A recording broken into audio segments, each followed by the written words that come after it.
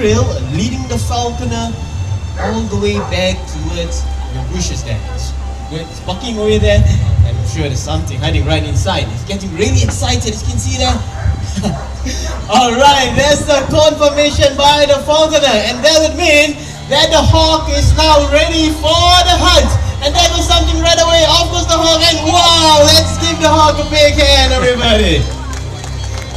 And that's how it's being done. Yeah? The hawk and the dog hunting together during the medieval time.